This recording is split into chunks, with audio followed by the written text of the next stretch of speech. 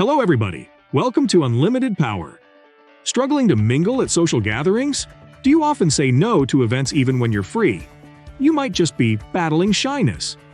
Shyness isn't just about feeling timid.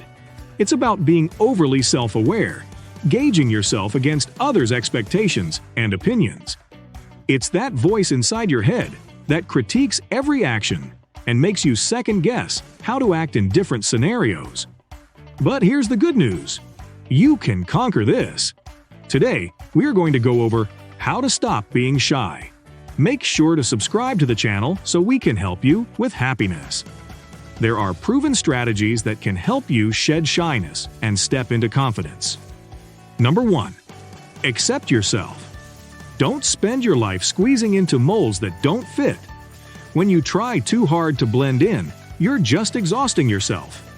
It's essential to realize that not everyone will be your fan, and that's completely fine. Being unique has its ups and downs. Doubting oneself is part of the human experience. You're not alone. Once you start to fully embrace who you are and what you bring to the table, life flows more freely and is enjoyable. Number 2. Embrace your strengths. To build your confidence and self-esteem, identify an activity that brings you joy and in which you excel. Dedicate time to this pursuit, as it can play a significant role in helping you conquer shyness. Reflect on the unique strengths you bring to the table. Your individual talents set you apart and provide an edge others may not have. Acknowledging and owning these distinctive qualities can significantly enhance your self-assurance. With this awareness, you'll begin to embrace yourself fully and authentically. Number 3. Practice talking. If you wish to shed the cloak of awkwardness, it's crucial to start engaging in dialogues. Transform your daily interactions into opportunities. Whether you're with friends, family, or a passerby on the street, dare to initiate a chat at local hangouts like cafes, parks, or during your commute. These are arenas for serendipitous encounters and perfect settings to practice your banter. By making an effort to meet new faces and share stories, not only do you tackle your trepidations head-on, but you also weave rich social tapestry into your life's narrative. Remember, each word spoken is a step toward unlocking a more gregarious and fearless you. Number 4. Think about the root of your shyness. Feeling shy isn't the same as being introverted or self-critical. It's just that feeling of stage fright that hits when all eyes are on you. But why do you feel shy? It's often a sign of something deeper. Consider these 4 potential reasons. Weak self-image. It all starts with how you see yourself.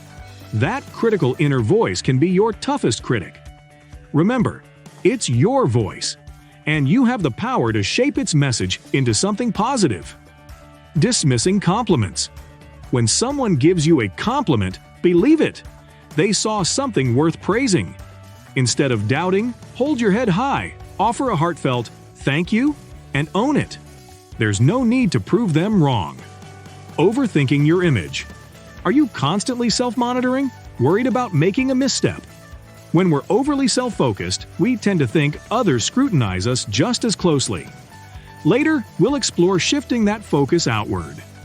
Labels from the past. Labels stick, especially the ones we get tagged with during childhood. If shy was one of yours, it might not fit anymore. You've grown, and it's okay to shed old labels and step into your true self. Remember, overcoming shyness is within your reach because your thoughts are in your control. Ready to change your mindset? Yes, you are. Accepting shyness. Begin by accepting your shyness. The more you push against it, the longer it sticks around. If you're shy, own it. A simple mantra can help. Yes, I'm shy, and that's okay. This is the first step toward growth and comfort in your own skin. Number 5. Make a list of situations that make you feel anxious. Begin by prioritizing your tasks, starting from the ones that stir up minimal anxiety, ascending to those that ratchet up your stress levels to the max. Framing them in tangible terms plants the seed of achievability in your mind. It shapes what feels like an insurmountable mountain into a series of manageable hills to conquer. Make the details as vivid as possible. If the thought of public speaking sends your heart racing, narrow it down. Does the fear intensify when you're presenting to higher-ups or to individuals you're drawn to? Pinpointing the specifics will not only sharpen your focus, but also pave the way for effectively navigating through the situation. Number 6. Place your attention on others. Many of us grapple with shyness, worrying that our attempts to stand out or speak up might lead to embarrassment.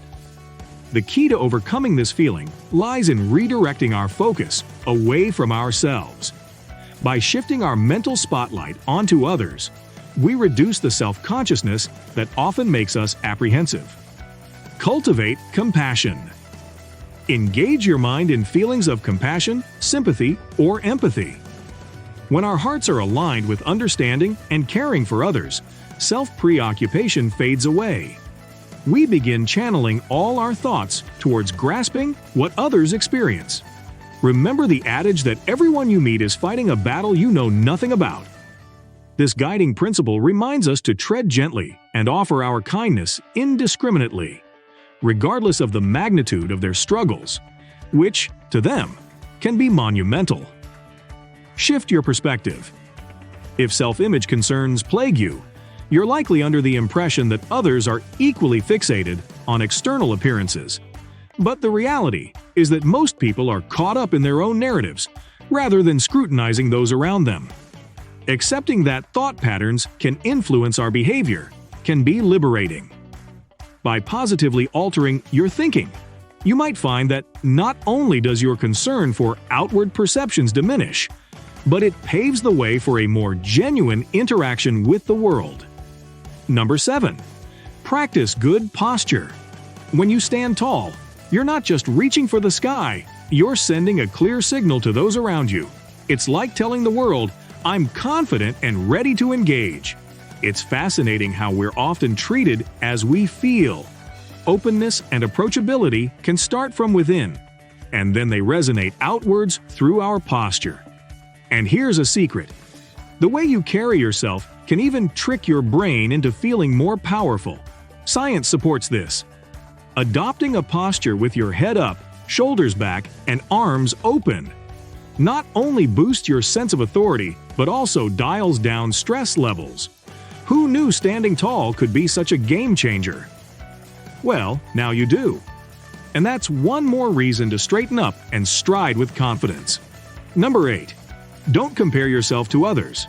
Comparing ourselves with others only deepens the sense of inadequacy and magnifies our self-doubt, leading us further down the path of reticence. Remember, the yardstick for measuring our worth is not someone else's achievements.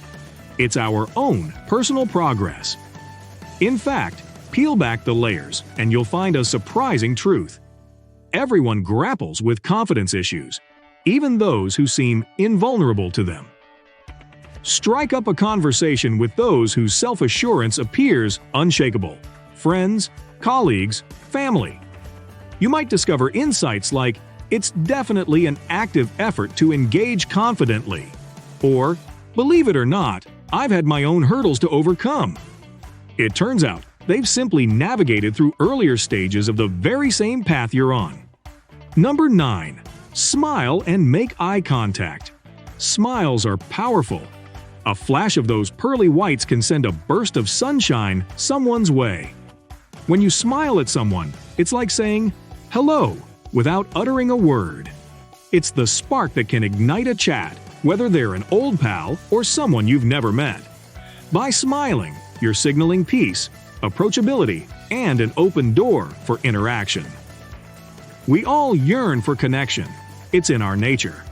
Consider the profound impact of isolation on individuals, such as inmates enduring solitary confinement.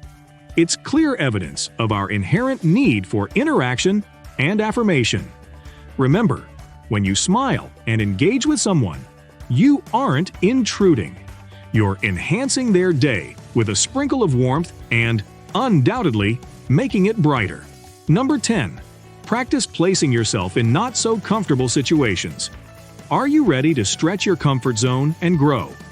It's not about finding yourself in awkward social corners. It's about stepping 1 or 2 paces into unfamiliar territory and flourishing. Begin with the simplest of your goals. Recall the list we discussed. Perhaps it's exchanging pleasantries with the cashier at CVS, asking a stranger for the time at the bus stop, or striking up a convo with your cubicle neighbor. Most shy away from initiating. And guess what? They're a lot like you. But the chance for engaging dialogue is always there, waiting for you to seize. Venture out solo and discover the joy of your own company, while bolstering your confidence. Solo outings are not just about finding peace in solitude. They also invite the possibility of new interactions, encouraging you to open up and connect with others.